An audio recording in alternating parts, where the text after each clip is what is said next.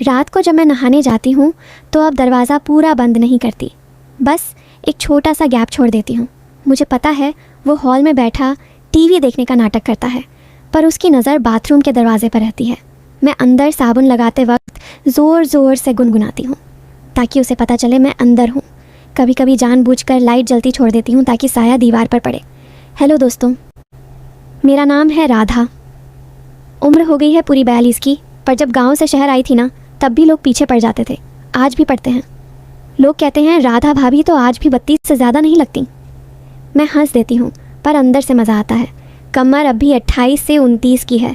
साड़ी का पल्लू मेरे हाथ से ज़्यादा खुद ही फिसलता रहता है, और चलती हूँ तो लोग कहते हैं अरे भाभी की चादर में तो कुछ और ही बात है।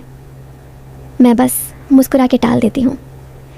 मेरे साथ रहता है मेरा देवर, नाम है विक्की, उम्र 29 की, लंबा चौड़ा, जिम जाता है रोज़, कंधे ऐसे कि 2 हाथों से भी नहीं नापे जा सकते।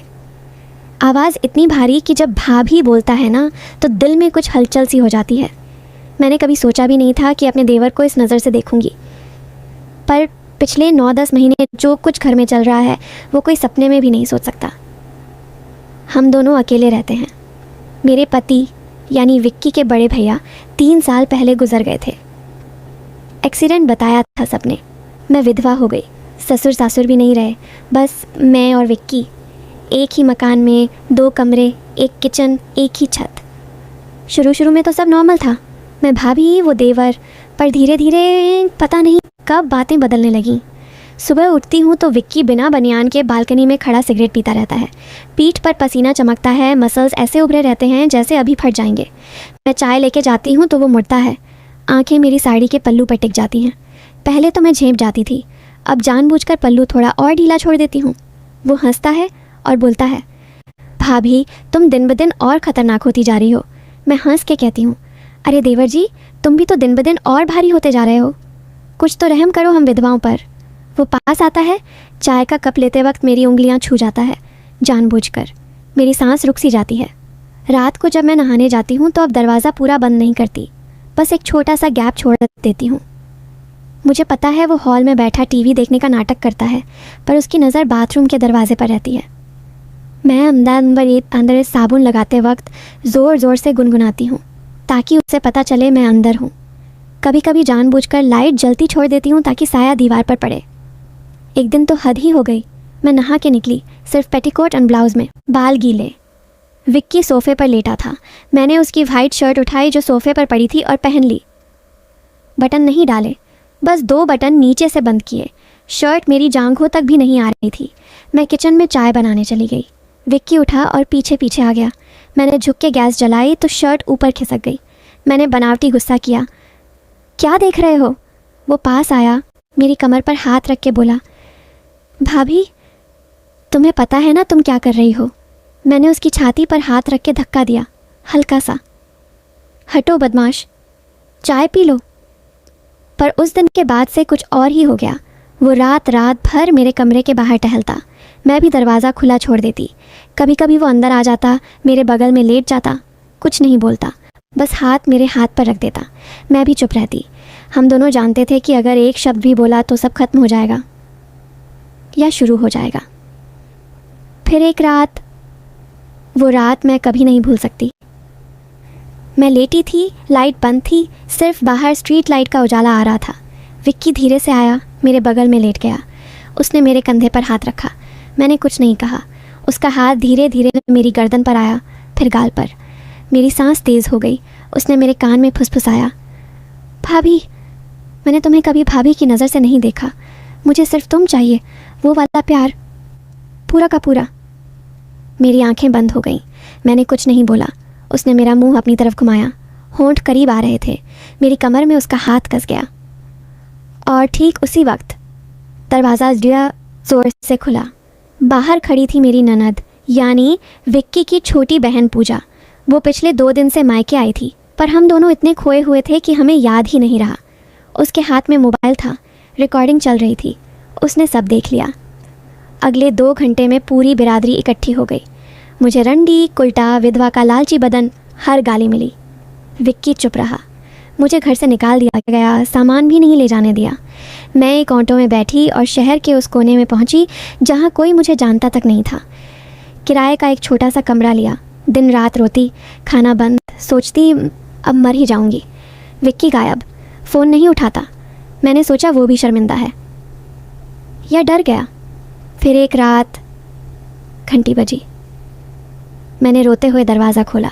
सामने खड़ा था विक्की, हाथ में एक पेन ड्राइव, आंखें लाल। उसने घुटने पर बैठते हुए कहा, भाभी अब पूरा सच सुन लो, रोना बंद करो। वो अंदर आया। मैं अब भी रो रही थी। उसने पेन ड्राइव मेरे हाथ में दी और बोला, ये देखो, और फिर मुझे गाली देना। मैंने लैपटॉप खोला। उसमें ढेर सारी वीडियो थी, मेरे नहाते वक्त की, पल्लू गिराते वक्त की, रात को बेड पर लेटे हुए हम दोनों की, सब कुछ। मैं चीख पड़ी, ये तूने बनाई? वो बोला, हाँ मैंने बनाई, और पूजा को पैसे देके कहा था कि ठीक उसी वक्त दरवाज़ा खोलना जब मैं तुम्हारे सबसे करीब आऊँ। सब प्लान था भाभी, सब। मैंने उसका कॉलर पकड़ लिया। क्यों किया तूने ऐसा? वो रोने लगा। बोला, क्योंकि तुम्हारी जान को खतरा था। तुम्हारा पुराना बॉयफ्रेंड राजू, वो तुम्हें मारने वाला था। उसने भैया का एक्सीडेंट नहीं होने दिया था, कत्ल किया था। मुझे सारे प्रूफ मिल गए थे। वो पिछले 1 साल से तुम्हारे पीछे पड़ा था। मैंने उसे मैसेज किया, अब राधा मेरी है, ये वीडियो देख, अगर ज़िंदगी प्यारी है तो हमेशा के लिए गायब हो जा। उसने वीडियो देखे, डर गया। आज वो देश से बाहर है, कभी लौटने की हिम्मत नहीं करेगा। मैं सन्न रह गई। वो बोला, पर तुम्हें सच कभी नहीं बताना था, इसलिए मैंने खुद को और तुम्हें दुनिया की नज़रों में गिरा दिया ताकि तुम सुरक्षित रहो। मैंने सोचा था तुम मुझे हमेशा के लिए गाली देती रहोगी, पर तुम जिंदा रहोगी। मैं कुछ बोल नहीं पाई, बस उसे गले लगा के रोने लगी। उस रात हम दोनों रोते रहे, पर इस बार खुशी के आंसू थे। आज हम फिर उसी घर में हैं। दुनिया आज भी मुझे गाली देती है, पर हमें कोई फ़र्क नहीं पड़ता, क्योंकि हम जानते हैं जो बाहर से सबसे गंदा लग रहा था वही सबसे पवित्र था। मैं कुछ बोल नहीं पाई, बस उसे गले लगा के रोने लगी। उस रात हम दोनों रोते रहे, पर इस बार खुशी के आंसू थे। फिर विक्की ने मेरे कानों में बहुत धीरे से कहा, भाभी एक आखिरी सच और बाकी है। वो सुनने के बाद तुम चाहो तो मुझे गोली मार देना। मैं हटी, उसका चेहरा देखा। उसकी आंखें अब भी गीली थीं, पर अब उनमें डर था। मैंने पूछा, अब और क्या बचा है विक्की? वो ज़मीन पर बैठ गया, हाथ जोड़ लिए। बोला, भाभी राजू ने भैया का कत्ल नहीं किया था, मैंने किया था। मेरा दिल एकदम रुक सा गया। मैं पीछे हटी, मेरी पीठ दीवार से टकराई। वो रोते हुए बोला, 3 साल पहले जब भैया जिंदा थे मैं सिर्फ 26 का था। मैं तुम्हें देखता था, रोज़ देखता था। भैया के सामने हंसती थी तुम, मेरे सामने आंखें झुका लेती थी। मुझे पता था तुम्हें भी कुछ कुछ लगता है, पर भैया थे ना, बीच में दीवार।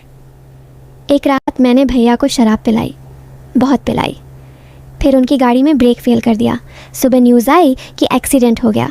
सबने कहा किस्मत, पर मैं जानता था मैंने किया ताकि तुम मेरी हो सको।